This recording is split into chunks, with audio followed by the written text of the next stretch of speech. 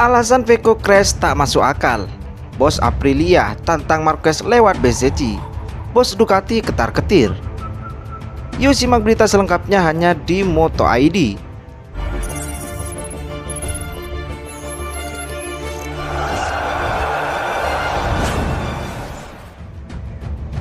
Bagnaia menjelaskan setelah balapan kepada Zhang apa yang terjadi padanya saat terjatuh saat race MotoGP Australia 2025 dalam insiden kecepatan tinggi itu. Pembalap yang akrab disapa dengan Pecco itu menekankan bahwa dia memacu hingga batas maksimal dan memacu terlalu keras untuk mendapatkan performa terbaik. Kecelakaan itu cukup keras, tetapi pada akhirnya ketika Anda memacu begitu keras itu bisa terjadi. Pecco Bagnaia mengatakan bahwa ia bahkan berharap bisa finish mendekati 5 besar. Tetapi resiko yang harus ia ambil akhirnya membuatnya terjatuh. Sulit bagi saya untuk mempertahankan kecepatan ini. Dan akhirnya saya terjatuh karena saya terlalu memaksakan diri, pungkas Pecco Bagnaia.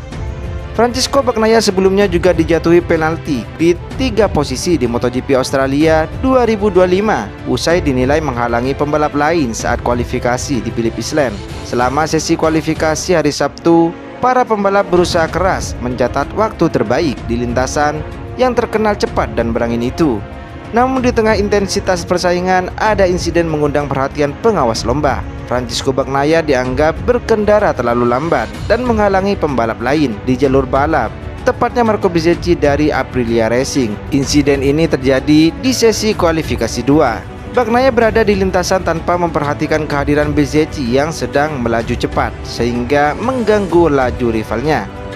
Bezzecchi sendiri jadi yang tercepat pada sprint race dan raih podium ketiga saat balapan utama meski harus menjalani long lap penalti. Ini menjadi bukti bahwa Aprilia semakin menunjukkan komitmen mereka sebagai pesaing terdekat Ducati pada MotoGP 2025. Para pembalap mereka berhasil menunjukkan kecepatan dan dominasi pada seri balap ke-19 MotoGP Australia 2025. Kali ini kemenangan diraih oleh pembalap satelit Aprilia yakni Raul Fernandez dari tim Trackhouse di sirkuit Phillip Island. Adapun pembalap utama mereka, Marco Bezzecchi, berhasil finish ketiga setelah menjalani hukuman double long lap penalti. Hasil tersebut membuat Aprilia semakin percaya diri untuk mencapai tujuan mereka yakni mengalahkan Marc Marquez. Rivola sebagai bos Aprilia menyayangkan Marquez tak hadir pada MotoGP Australia, tetapi itu juga karena kesalahan Bezzecchi dalam balapan di sirkuit Mandalika, Indonesia. Kami optimistis Aprilia adalah tolak ukur di trek cepat, ujar Rivola. Tujuan kami harus mengalahkan Marquez. Saya menyesal dia tidak ada di sini dan itu salah kami di antara semua hal lainnya, ujarnya. Secara terpisah, Ducati menyadari bahwa ancaman dari pabrikan seperti Aprilia dan KTM sudah di depan mata. Manajer Ducati Lenovo David Tardozzi memahami persaingan makin sengit. Kami tahu betul bahwa persaingan sengit bahwa Aprilia dan pabrikan-pabrikan lain telah berkembang. Tetapi kami memikirkan Pecco Bagnaia, ujar David Tardozzi. Perjuangkan podium atau bahkan kemenangan. Rapor merah bagi juara dunia MotoGP 2 kali itu sejak memasuki putaran kedua pada seri balap MotoGP Austria 2025. Bagaimana tidak, Bagnaia hanya mampu mengumpulkan 61 poin dari 7 seri balapan. Pembalap Italia itu bahkan hanya sekali dari 7 seri tersebut mampu meraih poin dalam sprint yakni kemenangannya pada MotoGP Jepang 2025. Adapun dalam balapan utama, Bagnaia hanya mampu finish 4 kali dari 7 balapan. Padahal Bagnaia mampu mengumpulkan sebanyak 13 poin sejak seri pembuka hingga seri ke-12 pada MotoGP Ceko 2025. Terakhir dia pulang dengan tangan hampa dari 2 balapan terakhir pada MotoGP Indonesia dan MotoGP Australia.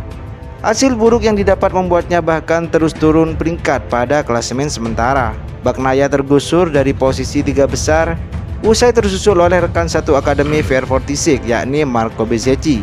Bagnaia kini tertinggal 8 poin dari Bezzecchi yang mengoleksi 282 poin.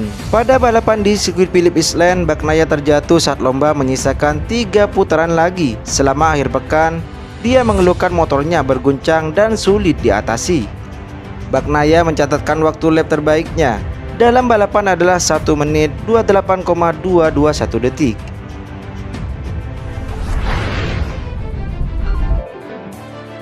Sebelumnya Marco Bezzecchi sukses memenangkan sprint race MotoGP Australia di sirkuit Phillip Island. Sementara itu Fabio Quartararo melempem meski start dari pole position. Bezzecchi jadi pembalap yang tercepat melintasi garis finish. Ia bisa mencatat selisih hingga di atas 2 detik atas Raul Fernandez yang finish di posisi kedua. Sedangkan posisi ketiga ditempati oleh Pedro Acosta. Acosta memenangkan duel sengit dalam perebutan posisi ketiga. Dua pembalap Ducati Lenovo babak belur dalam balapan sprint race MotoGP Australia 2025. Tim Ducati pabrikan yang diwakili oleh Francesco Bagnaia dan Mikel Pirro. Keduanya justru terpaksa finish di posisi 2 terbawah dalam sprint yang digelar di sirkuit Phillip Island. Bagnaia finish ke-19 dan Pirro finish di posisi buncit ke-20.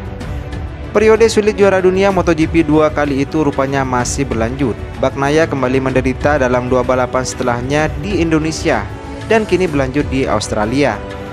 Pembalap Italia itu mengalami situasi yang tidak enak kepada wartawan setelah sprint MotoGP Australia 2025. Sangat sulit, kami sedang memeriksa data, mencoba memahami apa yang terjadi, kata Bagnaia. Jelas sekali motornya sangat tidak stabil. Kami sudah lama mencoba memahami apa yang terjadi. Ini tidak ada hubungannya dengan penyetelan atau elektronik, itu jelas. Yang normal adalah apa yang terjadi di MotoGP Jepang, katanya. Bagnaia merasa tak berguna dalam sprint yang menyebutnya hanya sebagai pengekor di belakang. Dalam sprint saya hanya penumpang, begitu saja, kata Bagnaia. Saya harus menutup gas beberapa kali untuk mencegah motor bergoyang, ucap Francesco Bagnaia. Ini menjadi lengkap karena tak ada pembalap Ducati yang berdiri di podium dalam sprint MotoGP Australia 2025. Pembalap Ducati yang ada di lintasan yakni Alex Marquez kalah bersaing untuk memperebutkan podium.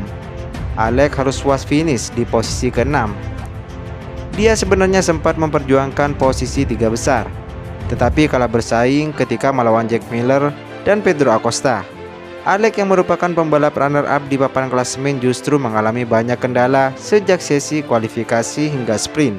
Pembalap Ducati yang meraih hasil terbaik justru diraih oleh Fabio De Giannantonio dengan finish di posisi ke-5. Honda sekali lagi menunjukkan kebangkitan mereka secara perlahan melalui apa yang dilakukan Marini di sesi P1. Di sirkuit Phillip Island, Marini tampil cukup kompetitif hingga membukukan kombinasi catatan waktu putaran di urutan ke-7. Dengan mengamankan posisi 10 besar, maka otomatis dia langsung lolos ke Q2. Adik Valentino Rossi itu tidak perlu bersusah payah merangkak dari Q1 pada sesi kualifikasi.